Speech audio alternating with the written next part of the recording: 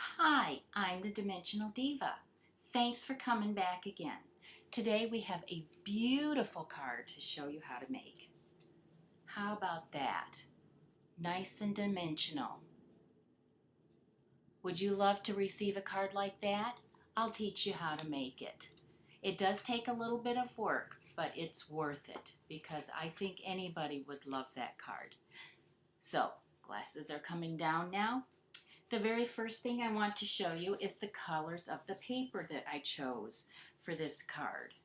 We have crumb cake, we have certainly celery, we have pretty in pink, we have melon mambo, and we have very vanilla. The very vanilla is going to be the base of your card. And you will cut that in half with your Simply Scoring tool, and then do your crease right in the center, and it'll fold just like that. And there you have your card. The next step is you're going to make this as your background. You want just a plain piece, so it will go on the bottom of this, like that. And I always like to leave a little bit of edging. And then I went, so this is 4 1/4 by 5 1/2 inches. This is 3 3/4 square. And then this is 3 1/2 inch square.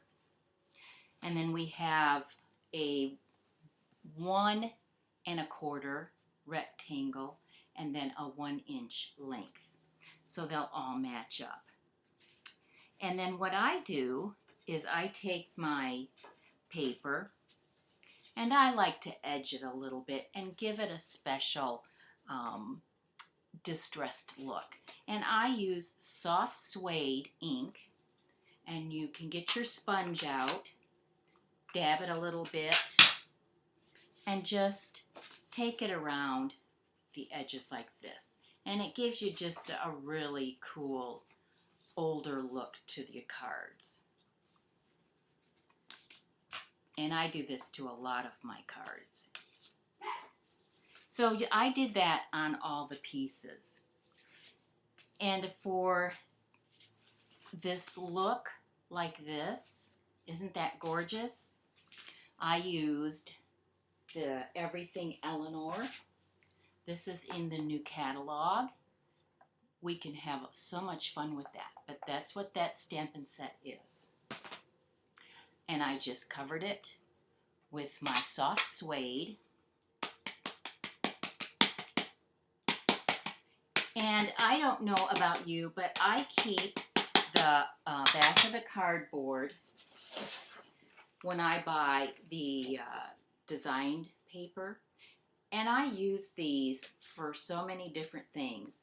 But for this, then, I set my paper down on it, and then I can stamp them. And it works out really, really well. Then you're not making a mess anywhere. And they've got other options, too, that you can use. But it's just one of those easy ways to do that. So you're going to continue to do that. And then the next thing is, I keep all of this stuff, and we're going to use that today. Here's a piece of the cardboard, and you're going to take the 1 3/4 inch circle, and you're going to take it not all the way up, but close, and you're just going to punch the circle. And then you're going to take the 2 1/2 inch circle punch, and you're just going to get that hole that we just punched and center this to make the wreath base. There we go.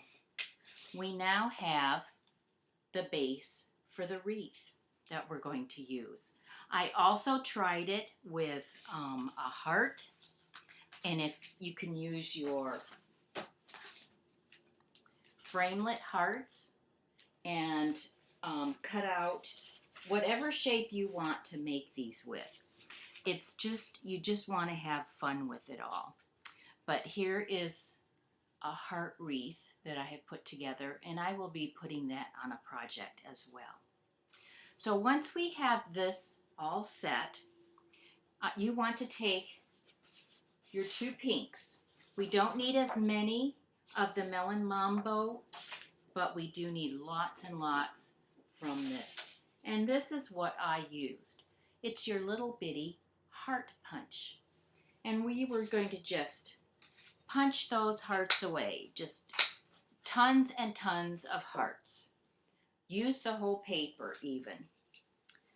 And the next step, after I punched out all these little hearts, was I took these and I set them down, and I took my spritzer and spritzed them wet and then scrunched them. You don't have to scrunch these a lot, just a little scrunching.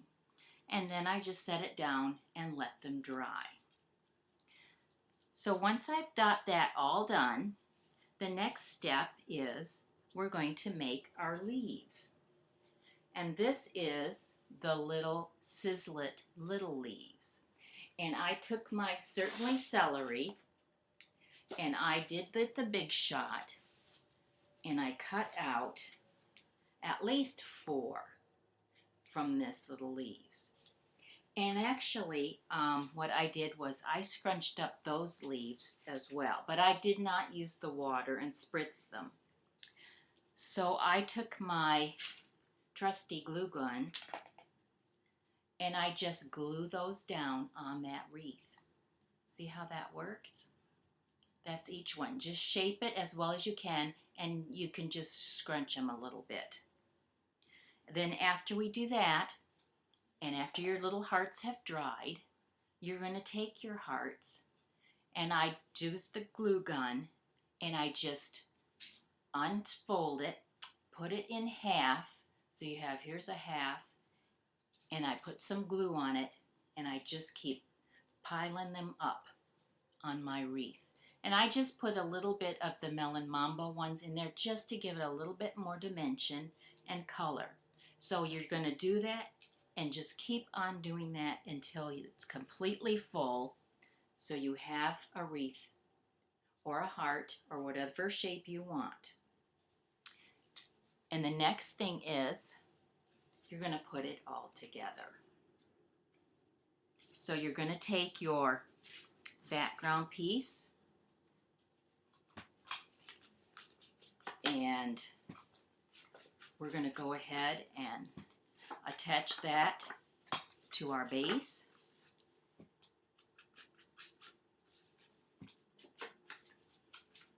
So we've got that all done. Get your wonderful adhesive stick. And we'll get our glue on there. And you can pick different phrases of what you want to say. I'm going to do a get well because I think at my age, a lot of people get sick. And we also have a lot of sympathy cards that we need to make. So that's what I need to stock up on. So here's my base. And this I'm going to just make sure it's all centered on there. Give it a little bit of edging. Just like that.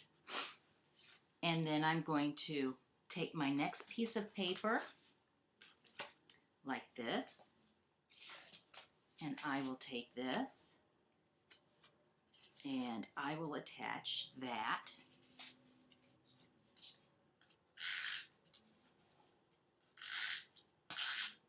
Don't you just love making these cards? I know it's so wonderful to receive them. All right, then we got to get that all centered on there, just like the other one. And there we go. And the bottom one, we want to get that one just right as well.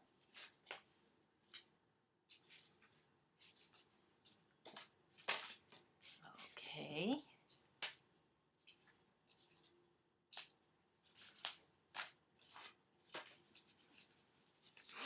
And so we'll have them all going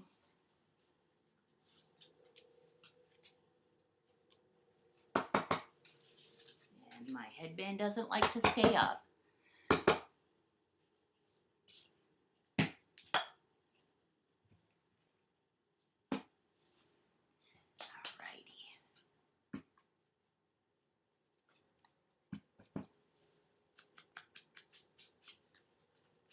So as we get that done, you know, pick what you want to say. Tiny, tiny wishes is a really good one to do. But I like to embellish. It just gives so much extra to a card when you add all kinds of little bitty things to it to make it truly special.